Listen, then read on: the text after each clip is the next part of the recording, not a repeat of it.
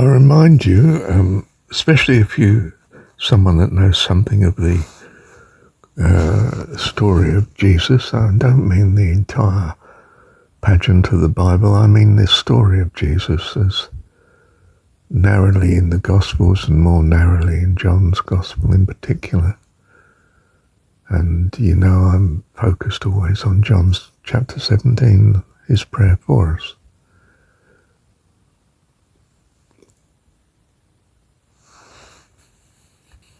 Look, the essence of the story, regardless of the Christian faith or lack of it for the last 2,000 years, the essence of that story is very simple.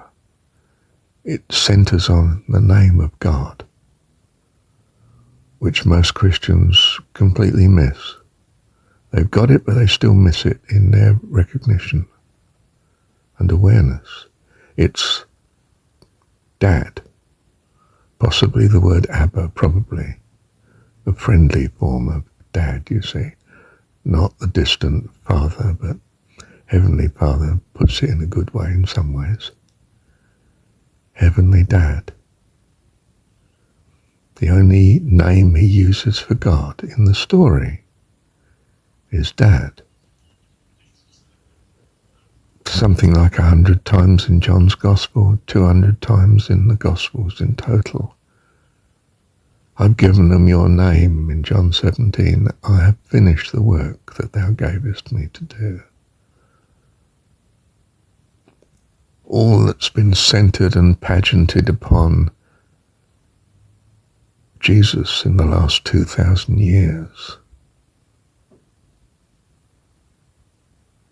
is actually simply because he came to tell us, to emphasize to us the right relationship, you and God, that he's your Dad, your heavenly Dad, and perfect at that, of course, perfect in power and in love, grace and creativity and wonder and blessedness, your Dad.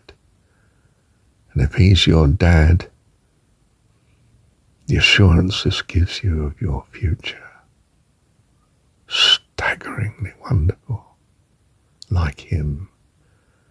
Children grow up like their parents, they become adults. Your future is awesome, like his, and it's because of his kindness. Because he has taken joy in being a perfect Dad. And his reward is perfect, complete in you and me. And even while we're in our childhood, especially even when the kids are kids, we love them to bits. Why? Because of the purity, the potential, the wonderfulness they're going to be. If we are like that, how much more is our Heavenly Dad like that to us, his children? So we have this incredible assurance, confidence. We're precocious. We're quite reckless and heady. Well, we're children, of course, but full of joy and life abundant.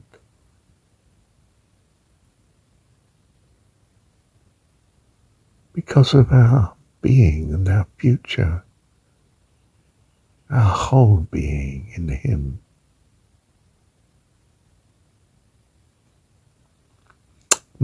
Let me pause a sec.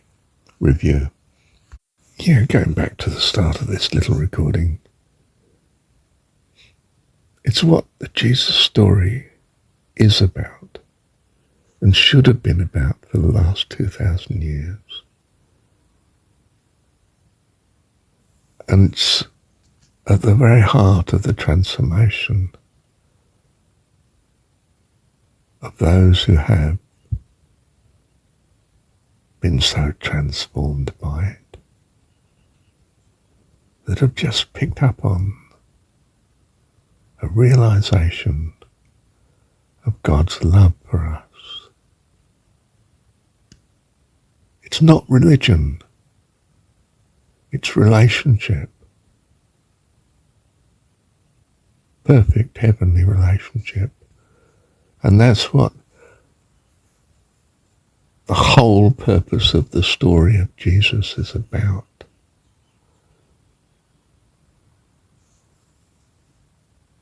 To give you the reality in your mind and being of the assurance of his kindness and goodness to us all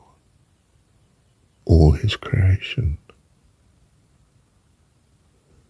Quite simply giving him the glory, focusing our mind on the loveliness of him from our personal point of view, is our rescue, our salvation, is our maturity into the adult life that he has for each of us and everyone.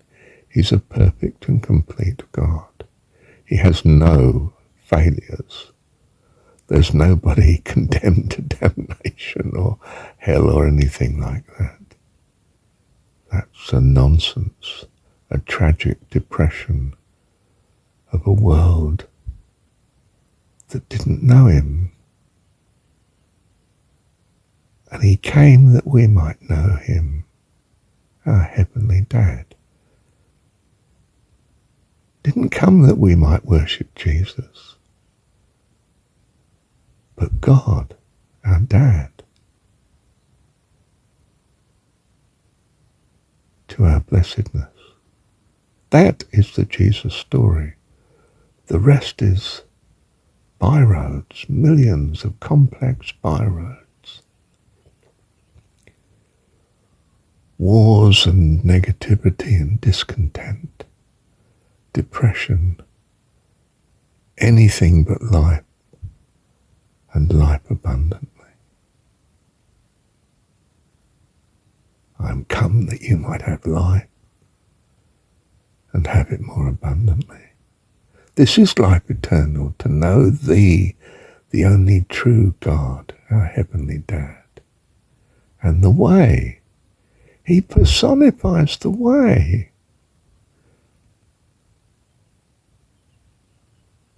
Recognize God as your Dad, your heavenly Dad.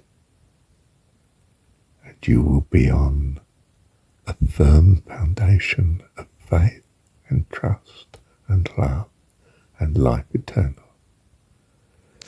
You will come to know God, which is life eternal.